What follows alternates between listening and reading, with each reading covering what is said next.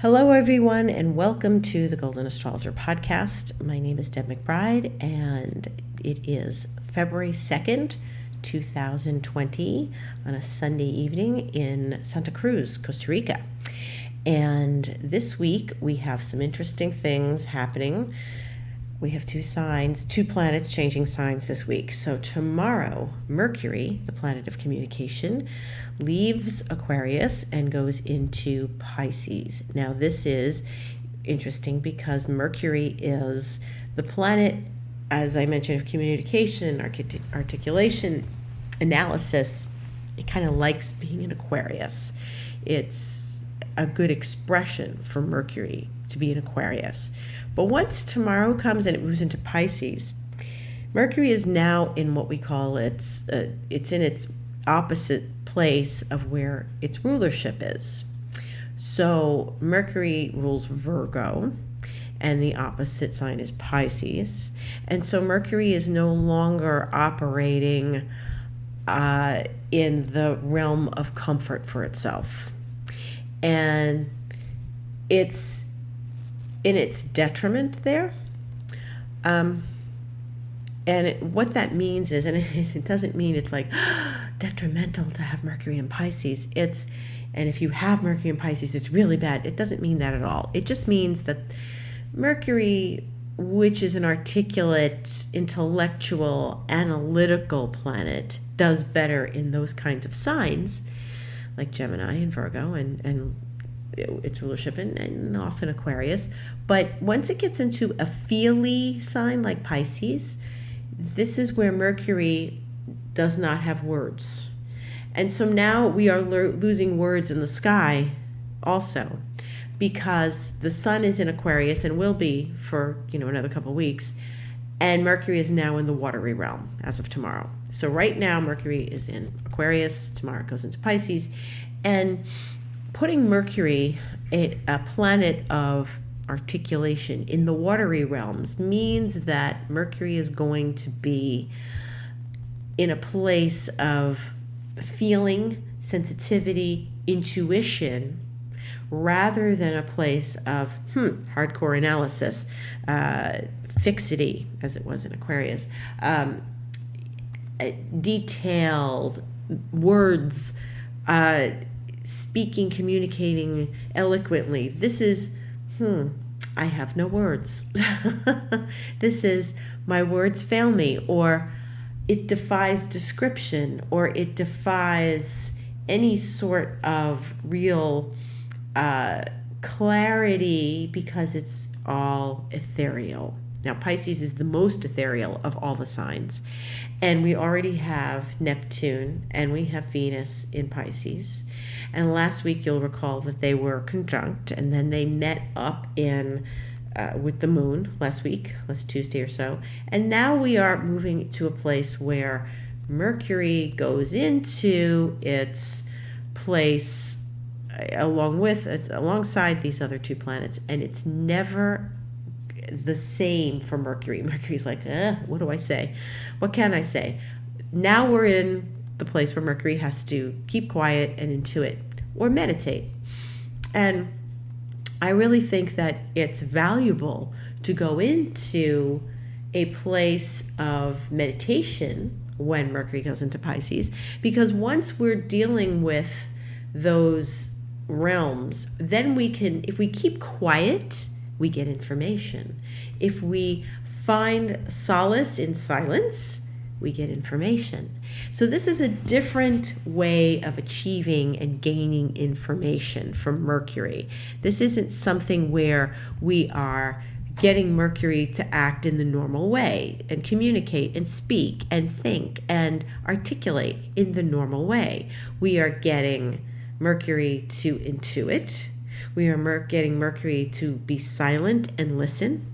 We're getting Mercury to sort of step back and observe.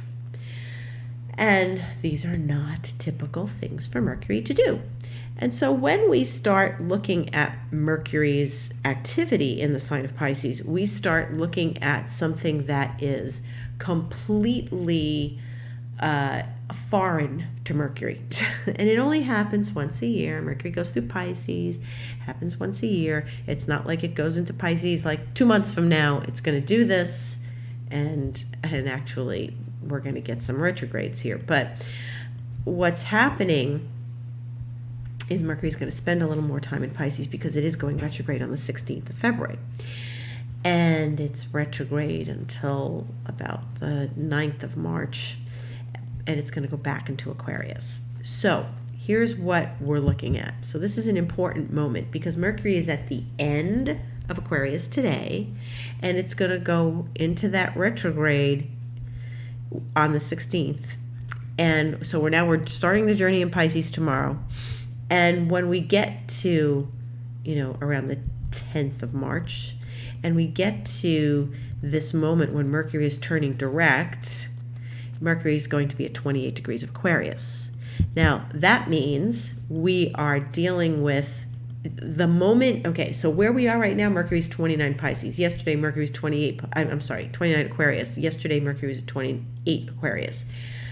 What happened yesterday and today? Where were you? Where have you been? What's it been like? What did you communicate? Did you get information? Are you getting information? Is it good information? Is it powerful information? Did you start something new? Did you start some sort of maybe meditative protocol? Maybe you started some analysis work. Maybe you started something detailed. When Mercury returns to these points where we've been in the last couple of days, we will gain more information about what was going on in these last couple of days. So, observe. This is the time to observe.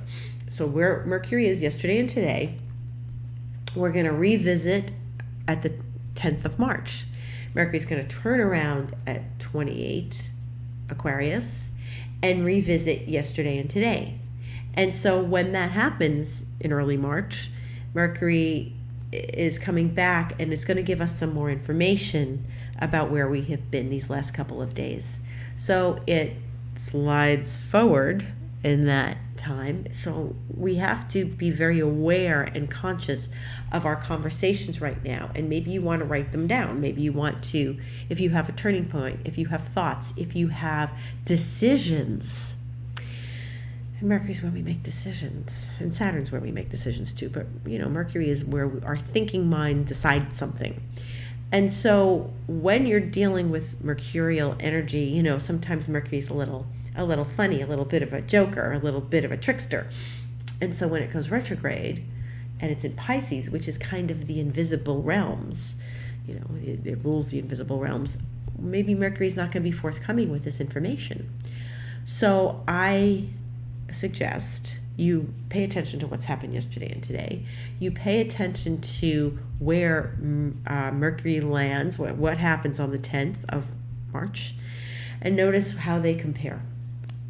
Because at that point, Mercury is going to give you some information and maybe add another layer to the story. So maybe you've been working with clients, maybe you've been working on something with your family, maybe whatever it is, communicatively, analytically, maybe you're writing a book, maybe you're writing an article, maybe you're producing or publishing something.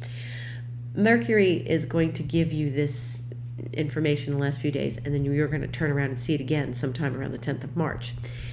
And when that happens, we're going to have this, this experience, and then Mercury's going to go back into Pisces again. So tomorrow, Mercury goes into Pisces, and then we have to look again in the days following the direct station, because it's going to spend another several days in Aquarius. So it's going to go back into Aquarius, and it's going to spend days there, and it won't go back into Pisces again until the 16th of March. So when we get to tomorrow, the information we're getting, like that switch over from Aquarius to Pisces with Mercury, it's kind of a big one, because we're going from a very analytical realm, which is Aquarius, to a very invisible, intuitive realm, which is Pisces. What does that turning point look like for you? What does that mean for you? Where is that in your chart? So as you go forward, and as Mercury goes forward, don't expect it to reveal to you things that are happening like tomorrow. It's these last few days. So Mercury, actually, we're going to look at that. Mercury goes back into Aquarius on the 4th of March. It doesn't go direct till the 10th. So we're looking at the 4th through the 16th of March for it to be back in Aquarius in a very slow movement. So it's going to be retrograde in Aquarius, and it's going to go direct to 28. So if you have a planet at 28 or 29 Aquarius, it is being affected by Mercury. Mercury will station on the planet, turn around, go direct. And so the information, this is a hot point now. So yesterday and today, hot points. We're going to see them again sometime around the 14th, the 10th, the 4th through the 16th of March. And so watch out for that. That is important. We're going to talk about this in March again. We're going to have more conversations about this, because as March begins in a month, we're going to be looking at some things that we might have come to decisions about now. Decisions are an interesting thing, because when we decide, and we really decide something, we can make something manifest in our lives very powerfully. And the reason I focus on this is because I've witnessed people deciding very definitively about things, and then I watch things happen in their life. But you can't just decide. You can't just say, you know what, I'm going to do this, because decisions involve emotion, and you have to have an emotion and a thought together in order to manifest. So if you're manifesting, it's because you are being successful at it, and you're like, hey, I got what I wanted. You have an emotion and you have a thought, and they have worked together to create what you desire. So this is very interesting. It is important to recognize when something gets manifest. And I think that Aquarius and Pisces are really good about that. They really help us understand the invisible realms a little more. They're the end of the zodiac. They are things that are not commonplace. It's not that we're starting to get into uncommon events. We're starting to get into higher levels of thinking and consciousness when we get into Aquarius and Pisces. We're not talking about balancing your checkbook. We're starting to talk about what happens in the brain, and what happens in your mind, and what happens when you have visions, or you're meditating and you have visions, or you have a psychic experience, or you have an intuition, or you have a deja vu, whatever that looks like for you. So I expect when Mercury slows down and turns around, we're going to have more experiences like that. Like, we can expect to have the results of maybe decisions we're making now. Decisions are important. When we make a decision, if we waver on our decision, then we are not emotionally behind that decision. We're not emotionally connected to the decision. You may say, that's it. I'm not eating in that restaurant anymore. I'm using a very simple example. That's it. I've had it. I'm not eating there anymore. I have a disappointing experience every time I go to that restaurant. And so there's an emotion behind that. It's disappointment. It's like, no, I'm not doing this anymore. And then you're passing by and you're hungry several weeks, months later, and you're like, oh, man, it's going to take too long. All right, I'll just eat here. And it's like, somehow, some way, oh, it wasn't that bad, okay, but there's decisions are really powerful when we make them in a powerful place. So if you get sick from eating at the restaurant, you really aren't going back. I'm not going back there again. I got sick, I feel sick, I'm not eating there. And that's usually that's a greater emotion than disappointment. There's things to putting our foot down to certain stuff in life. And if you go back on your word, which sometimes we do under Mercury retrograde, if we go back on our word and we say, okay, I said I wasn't going to do this, but all right, I'll do it. And this is where we create a repeated pattern. And this is where we don't want to do that. If it's a disappointing, unhappy pattern, If it's a pattern of good things, if you said, all right, I'm going to go to the gym 3 times a week, and you're like, and I made good on my promise, and that's a good repeating pattern. If you feel good and you're not getting injured and you're happy with your progress at the gym. If you say, I'm going to change my diet and stuff, decisions have to have an emotion behind them. Why do New Year's resolutions not necessarily work? You may decide the thought in your brain and not have the emotion behind it. So Aquarius is about the brain, Pisces about emotions. When the two of them can come together, as they are coming together now and in these next days, and then we're going to see that in March, when the two of them can come together and have a whole experience, then we're going to see a difference.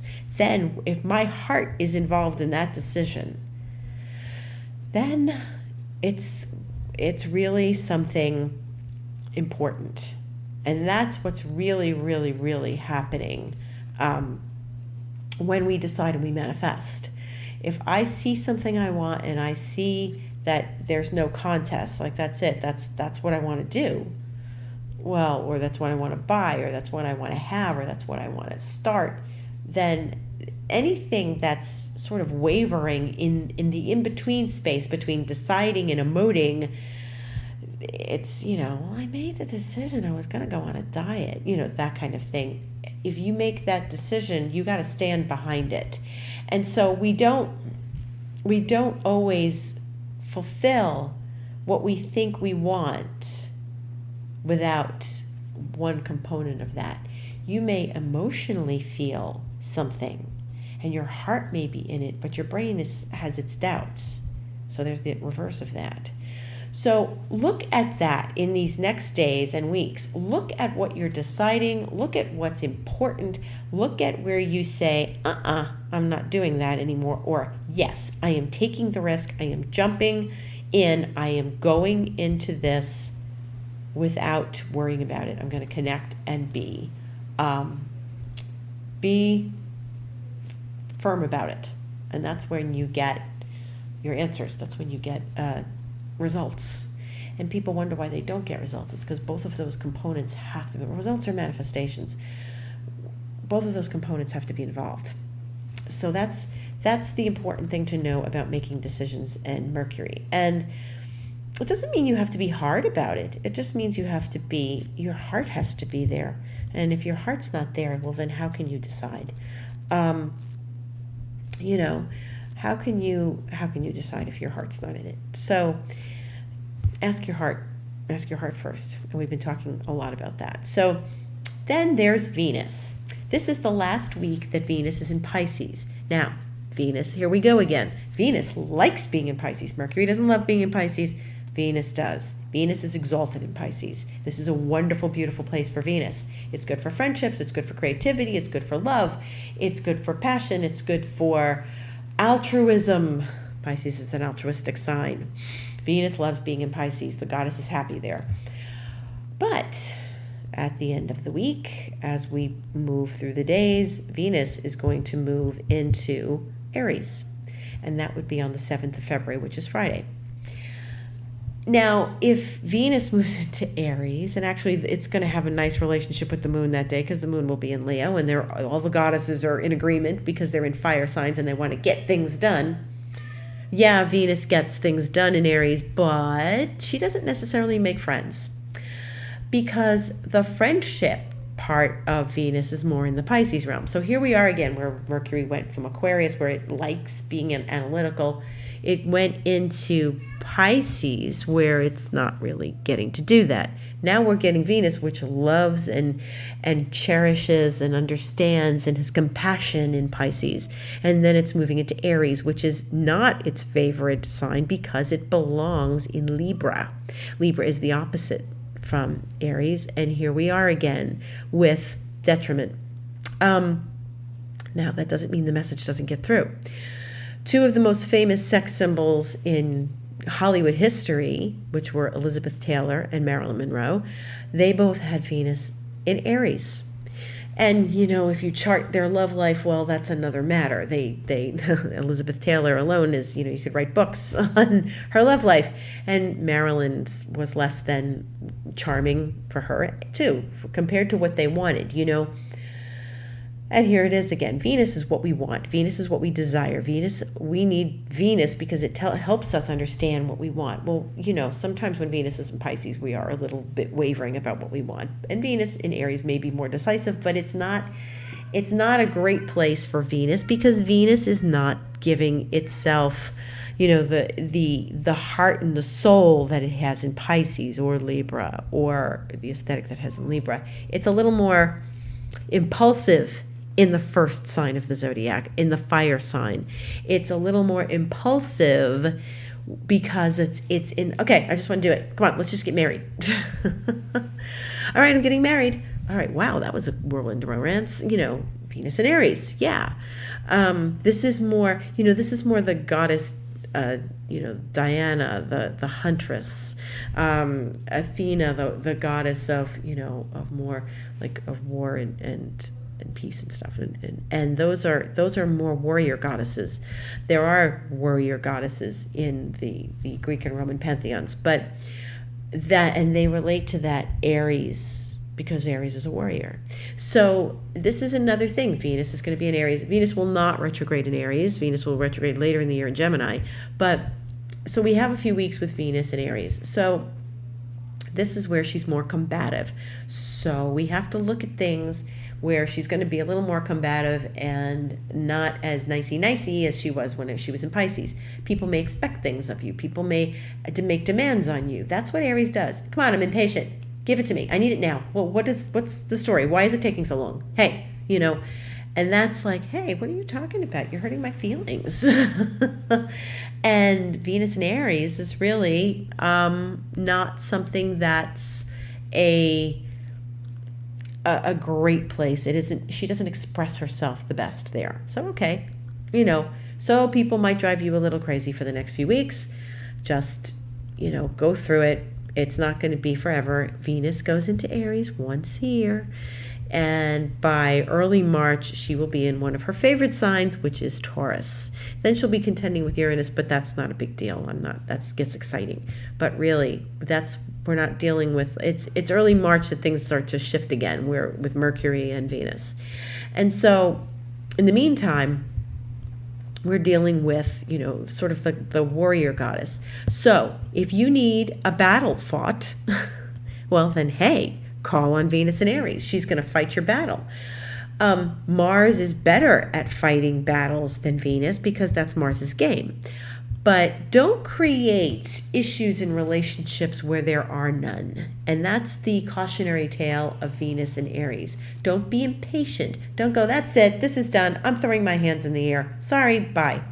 You can't, you got to work through whatever battles, and you have to pick your battles and choose your battles, as we move through, Venus in Aries. What she's going to do, though, over these days is Venus is going to conjunct Chiron. And that's on the 9th. That's next Sunday. So she's going to greet Chiron. And Chiron is in Aries. And you'll remember last year, if you've been listening to this podcast a long time, or if you're following astrology, that Chiron entered Aries last year. And it's fully in Aries now. It didn't dip back into Pisces like it did. It did stay in Aries. And so we are dealing with the focus on the self and doing what's necessary for you, for what's important for you, and not people who have Venus in Chiron in Aries often don't look after themselves. They do what other people want them to do, which is sort of the not Chiron in Aries decision. The Chiron in Aries decision is, listen, I have to be who I am. I have to be who I am, and I'm pleasing the other people in my life. I have to, but I'm squelching part of my personality to be somebody I'm not, and to please somebody else, to give somebody else, like, okay, well, my spouse wants me to be this way, so I'm going to just sort of adjust. Chiron in Aries gets wounded when they do that. And Chiron is the wound that doesn't heal. It's the wound we have to attend to when we're constantly reminded of it. So Venus is going to remind us of our wound next Sunday. Now, if you're a person who has a Venus-Chiron conjunction in your chart, no matter where it is in the zodiac, then you are a person who's going to have a recurrence next Sunday. And you have to be, reminded and just be aware, stay aware of that. And it will give you some information about that relationship wound or that moment in your life that there's something about your birth legend where your relationships relate to needing to be healed, or you are the healer in relationships. It depends on where it falls, what sign it falls in, where you're looking at this. But Venus and Chiron. Venus can heal Chiron. Chiron tends to bring us back to relationships where we might feel wounded. It doesn't, and this is a very important thing, if you are capable and willing 100%, and here's decisions again, here's where we talk about decisions. If you are capable and 100% committed, and I mean committed, to undoing the Venus-Chiron pattern, then you don't have to live with that your whole life. You become aware of it, and you say, I'm not going to feed into this anymore, and you work on it. And working on Venus and Chiron is important if you have that in your chart. So if you feel next Sunday that somebody might have stepped on your toes, or you feel like, oh, there's an arrow in my heart, or something of that nature, that's Venus touching Chiron. And that's a soft spot, that's a sensitive place, and that's a place that you need to pay attention to. And if you know your chart and you have this, like I said, it's a recurrence, you have to have faith that this can be healed, and you have to have the faith that Venus, the principles of love, is going to help you love yourself enough to heal this. And that's the other component of it. You have to love yourself enough to do this, to heal this. So that's what we're looking at. We don't have Saturn and Pluto are still hanging out together. There's nothing major going on with them. Mars is still going to be in Sagittarius in this next week. We're not seeing it go into Capricorn yet. It's good in Sag. It likes Capricorn, so that's going to be an interesting ride, but that's not just yet. Saturn and Pluto still working with each other. They're going to be 3 degrees apart a week from now.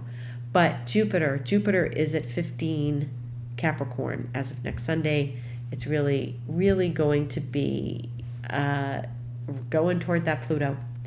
And remember that we're now in February, and in 2 months, Jupiter and Pluto are going to be conjunct for the first time.